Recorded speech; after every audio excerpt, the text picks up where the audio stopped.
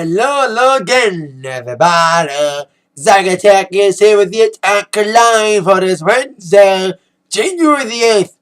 Or should I say January 7th, 2015. Alright, let's get it started with, of course, your Billboard number ones for this week. I said the Billboard number ones on Monday, but not for the last 2 weeks. So let's get the number ones for this week.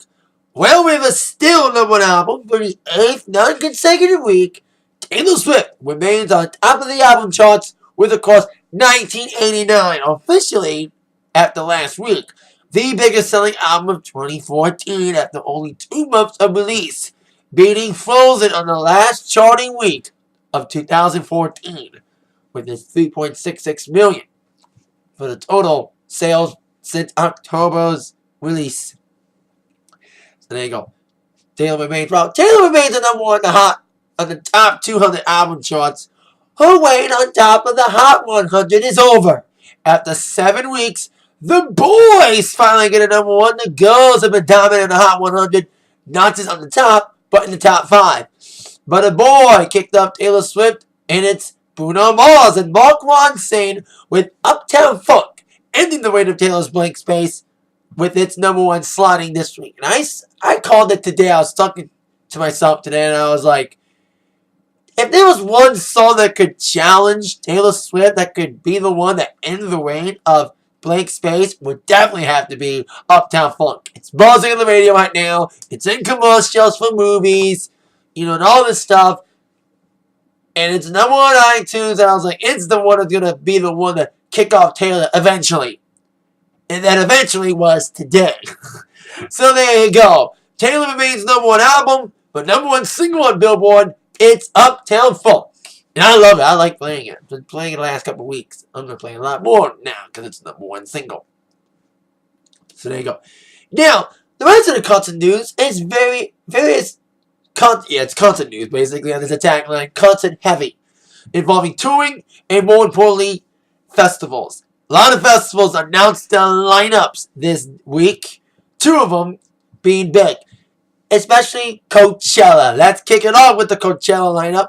Like they have done for the last 2 years, it's a double weekend, which means the same bands will perform on the same days of the week for 2 weekends on April 10th to 12th and April 17th to the 19th from the Empire Polo Club in Indio, California.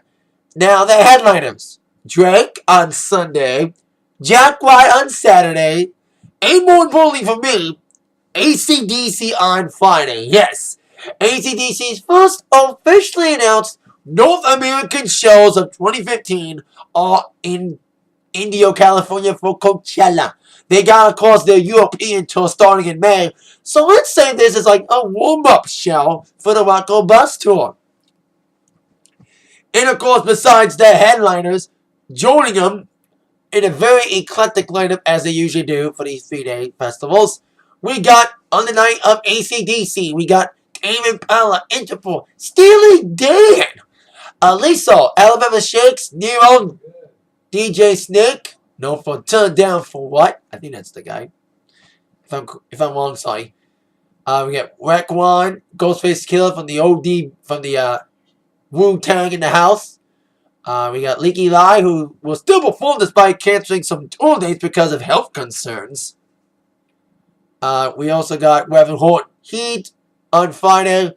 Then on Saturday, besides Jack White, we got The Weeknd, Alt J, Bell and Sebastian, Tyler the Creator from Odd Future, Bad Religion, Hosier, known for his hit Grammy-nominated song Take Me to Church, and a bunch of other people on Saturday's billing. Along on Sunday, Drake headlining. Besides him, Florence and the Machine, Cascade, Ryan Adams, David Guetta, St. Vincent, Fitz and the Tantrums, Marina and the Diamonds, Lil B, Jenny Lewis, among others. That'll, of course, be in the month of April. 2 weekends in a row. So there you go. And Coachella isn't the only festival Drake's headlining. He's also headlining the Governor's Ball. Yes, they announced their lineup today for their summer show On June 5th to the 7th, of course, at Randall's Island Park in New York City. Besides Drake headlining it, other bands to be on the bill, and like all these 3-day festivals, a lot of eclecticness in this festival. Lots of big names with the Black Keys, My Morning Jacket, Bjork, Ryan Adams, also on this like he is on Coachella, Deadmau5, Florence and the Machine, kind of the same bands from Coachella, but in a Governor's Ball. My Morning Jacket, Lana Del Rey, Chromium, I already said Bjork, St. Vincent, Tame Impala, The Decemberists, Weird Al Yankovic,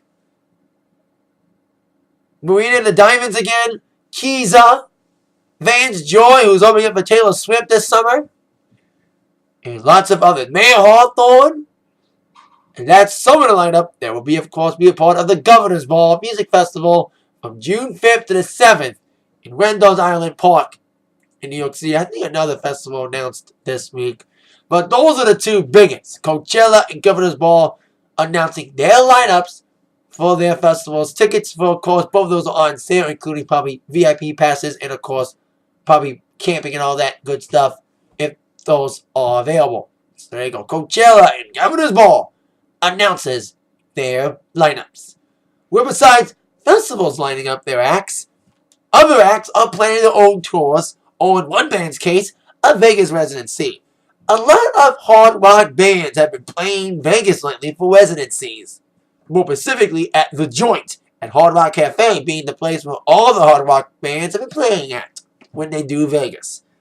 Most notably and recently, Guns N' Roses, Def Leppard, Motley Crue, and Kiss all played Vegas and all played at Hard Rock The Joint. And now, add Journey to the list of bands doing Vegas residencies, as they just announced they're doing a stint at The Joint starting April 29th. And doing some shows in May 1st to the 2nd, 6th, 8th, 9th, 13th, and 15th, and 16th. I saw these guys last year with Steve Miller. They're all doing some off dates with Steve Miller in the springtime. But I think Journey's a great band to see. Yes, they're without Steve Perry. But All Now does a great job. It's still a rocking ass show. I think I would advise anybody who's in Vegas to see Journey. It'd be interesting to see them in Vegas because they'll probably do longer show and probably do songs they didn't do when I saw them. Like Who's Crying Now they skipped. A couple other songs they skipped, but they did all the rest. Especially Don't Stop Believing, which I know from experience gets great reception when I play it. So there you go. Journey's doing a Vegas stint. Who knows if this will affect any touring plans for the summer. They probably still will tour after the Vegas stint, but maybe they'll do an extension if the Vegas stint does well for ticket sales. But while Journey's sticking to one venue, one city, Vegas, another band I saw, a beat as an opener for Kenny Chesney on their first album, right before they released Need You Now, Lady A is heading back on the road. Now, for the second year in a row in the month of January, Lady A announced tour dates. I have a good memory, and I know when people announce. Call me a geek, but I know I have a good memory. I remember things that people should not remember, like the fact that Lady A announced in January last year a tour, but in the second week of January. But this week, in the first week of January, they announced their tour. Well, the list of cities. No dates yet, but they announced the list of cities for their Wheels Up tour, being sponsored by Quicken Loans, based out of Detroit. Some of my friends work there. And they're all going to be here in Detroit. Like I said, no date yet, but I'm guessing DTE, because it'll probably be a summer tour. Opening up for them is up-and-coming country star Sam Hunt, and a guy that kind of surprised me to be on this tour, because he just got done with an arena headlining tour. Hunter Hayes just got done headlining arenas, so he's doing tour of Lady A. But besides Detroit, the tour cities in the Americas will be including Toronto, New York, LA, San Diego, Phoenix, Atlanta, Omaha, Nebraska, Chicago, Denver, Philly, and also doing some European dates like Oslo, Stockholm, Glasgow, Dublin, London, along with some Australian shows. I think they only announced the Australian dates. And being generous, like they all, Lady A did a campaign during the 7 days before the album release. They awarded 7 lucky fans on 7 days things. And keeping up with the 7th theme, with their album being 747, with their sponsors Quicken Loans, they are going to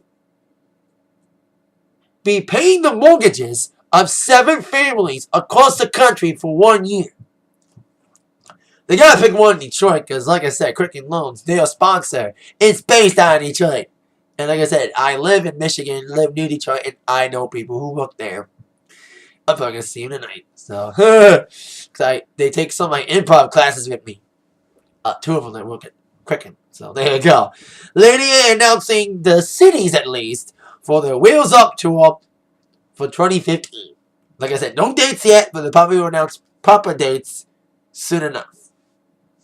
Now, on with a lot of TV. Love my favorite TV shows return tonight after the holiday layoff.